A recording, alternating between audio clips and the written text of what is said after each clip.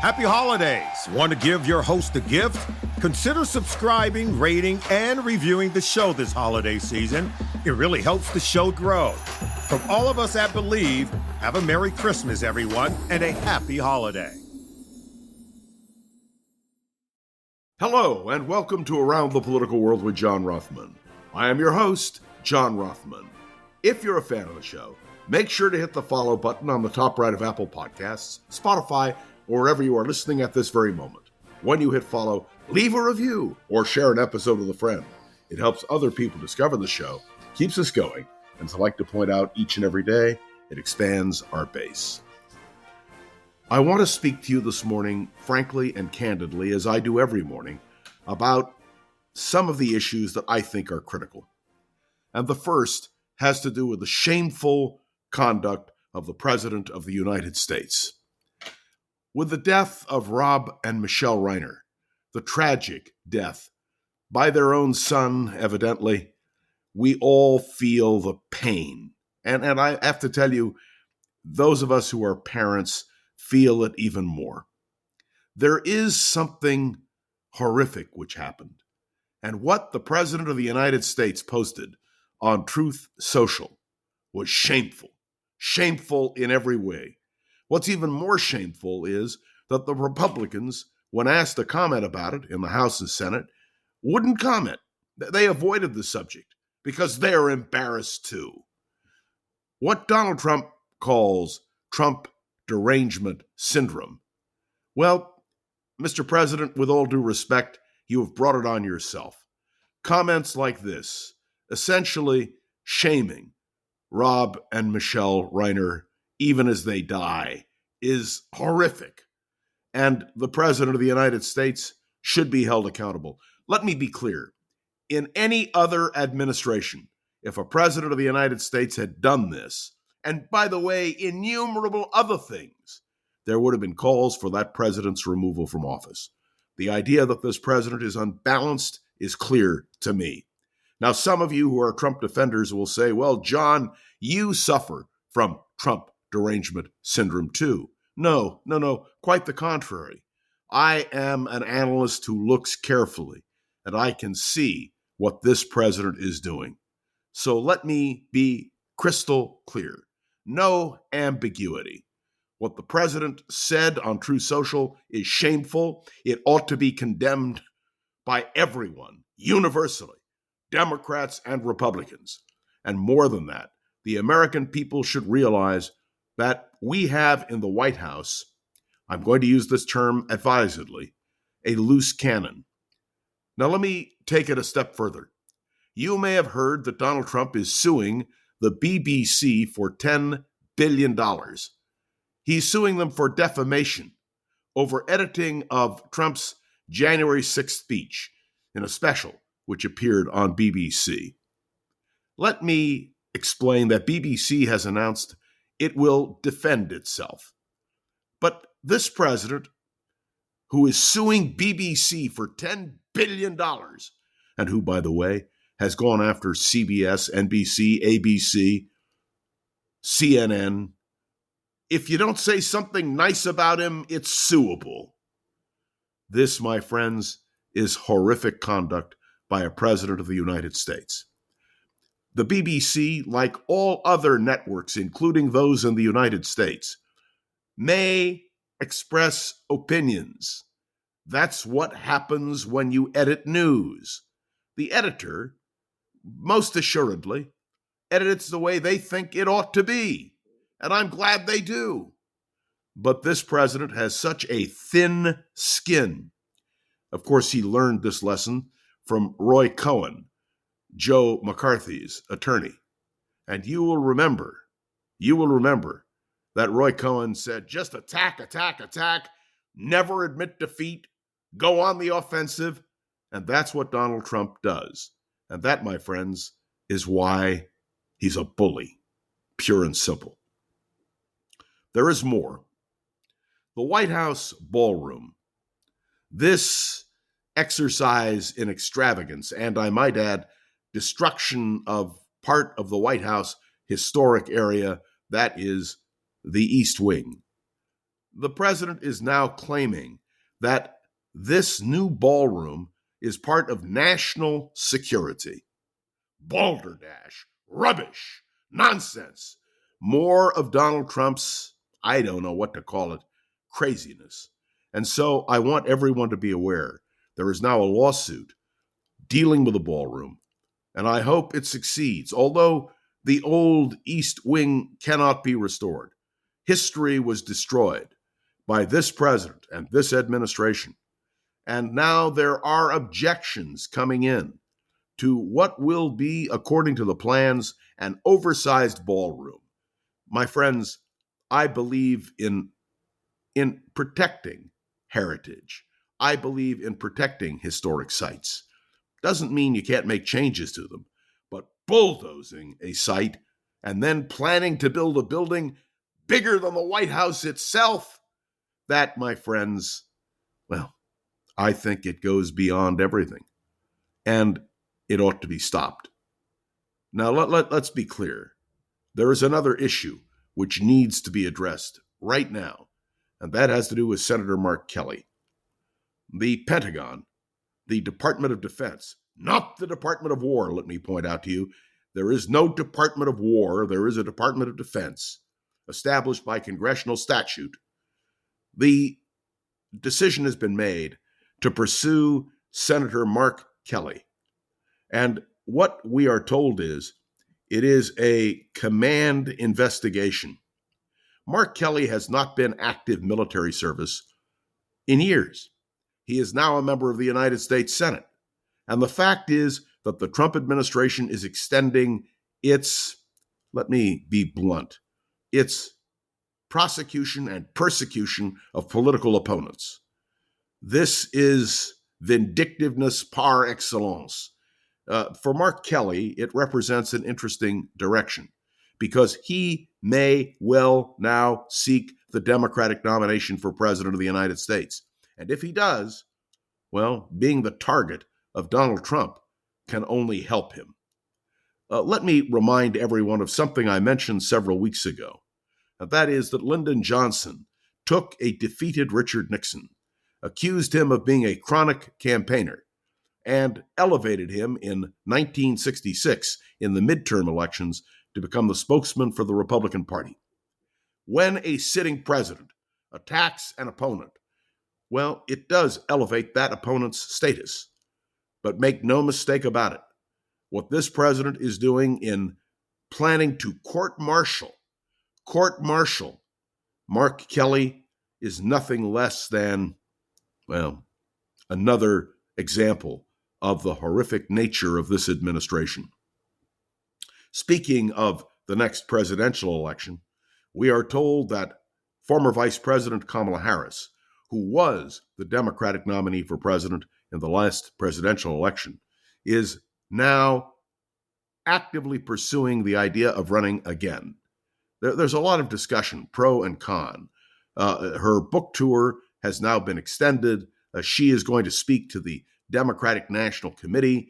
There are a lot of questions about her future, but let me be clear. I am neither for nor against Kamala Harris running in 2028. I am in favor of having a choice among potential candidates. And Kamala Harris jumping in makes great sense to me. She has a record upon which she can stand. Mark Kelly may run, and there are many others who are thinking about seeking the Democratic nomination for president in 2028. Let's have that debate. Let's have that selection. And then we will have what all of us want, the Democratic Party having selected a leader, because right now, part of the problem is there is no spokesperson, there is no real leader of the Democratic Party. And this, my friends, will take care of that problem. Let there be a real contest for the Democratic nomination, and then the Democratic Party will make a choice about what direction it wants to go in. By the way, the Republicans will have a similar battle. The president has already set it up, as he cannot run for a third term, no matter what others may say. He simply can't. 22nd Amendment is clear. The question then becomes, who will the potential Republican nominees for president be? And let's again be crystal clear.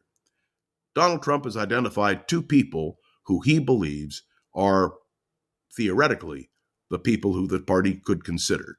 One, Vice President J.D. Vance, most assuredly the frontrunner, most assuredly the most formidable candidate, and clearly the man who, as Vice President of the United States, is in the perfect position to take the nomination. But the other person is Secretary of State Marco Rubio. And Marco Rubio has sought the presidency, has been a United States senator, and now as the double job of Secretary of State and National Security Advisor to the president, is in a powerful position to make an active run for the nomination as well. So we now know that for the Democrats and the Republicans, with no incumbent president, there will be a real battle, and we will see a situation similar to 1960, similar to 1988, when non-incumbents, so by the way, 2000 as well, I don't want to leave out any election, but I probably have, where you will see non-incumbents running against each other for a nomination. And that's great, because it means that both parties will have to select a new candidate. And of course, it means that we move on to a new generation of Democrats and Republicans. This is going to be a fascinating moment in American political history. So let the contest begin. Let the candidates run. Let them air their points of view. And let there be, in the end, a determination about who the nominees of the Democratic and Republican parties will be in 2028. It's good for the American political system, good for the political parties, and frankly, for somebody like me, who's a political junkie, it makes it a lot more interesting. I want to make also a comment about the fact that we will have a midterm election coming up in less than a year, and it will give the American people the opportunity to really make a determination between the Democrats and the Republicans in terms of control of the House and the Senate. And let me assure you, if the Republicans control the United States Senate and the House of Representatives, it will make it a lot easier for Donald Trump as he finishes his term as president. But if the Democrats win, you know all bets are off. There will be an exciting challenge because the Democrats will have the power of subpoena. They will use their committees in order to really make the case against Donald Trump and J.D. Vance and Marco Rubio, and frankly, against the Republican Party. In short, politics is fascinating, and going around the political world as we try to do every day is even going to be more exciting. Now I want to shift, if I can, to the events in Australia. What happened at Bondi Beach was horrific. And we now know that this tragedy, a father and son, were inspired by Islamic State. That's right, Islamic State. There is no doubt that what happened was an act of Jew hatred, not against Israel, but against Jews. In Australia, there is now a great national debate going on about how to deal with this question. Well, I'm going to be very clear with everyone this morning. Jew hatred cannot be contained by law. It can only be contained by efforts by everyone to destroy it. It is an insidious hatred, the longest hatred, the hatred against Jews, which exists and will continue to exist, but we have to be able to understand why. Hate is, irrational, sort of like love, right? And what we now face when it comes to Jew hatred is the need for all good people,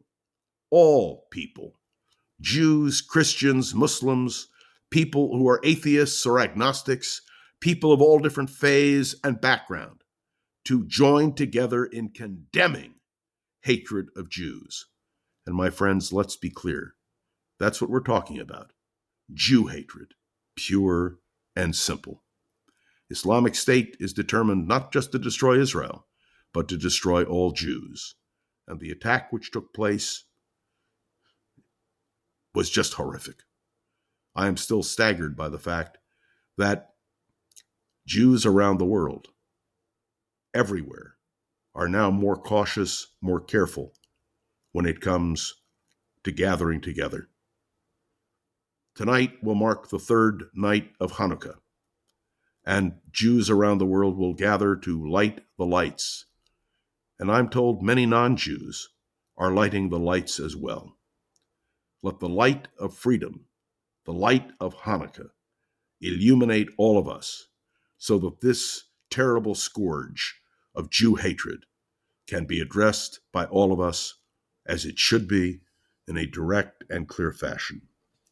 There is no room in our world for this kind of bigotry and hate.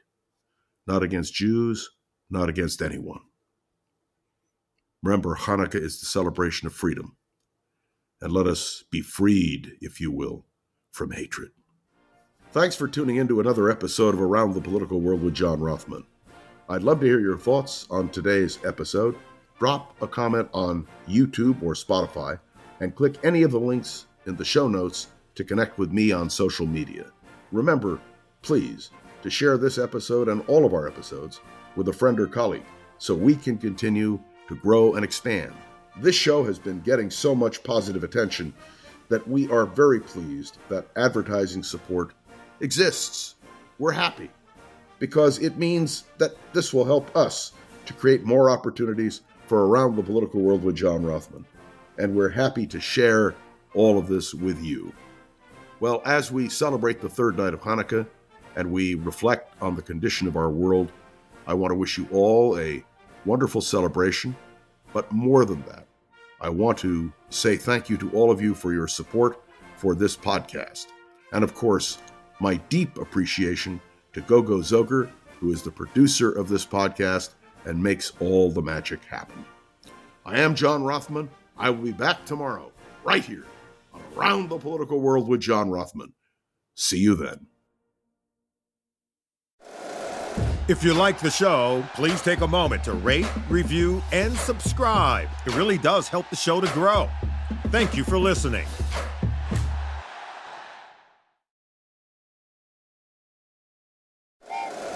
Happy holidays! Want to give your host a gift? Consider subscribing, rating, and reviewing the show this holiday season. It really helps the show grow. From all of us at Believe, have a Merry Christmas, everyone, and a Happy Holiday.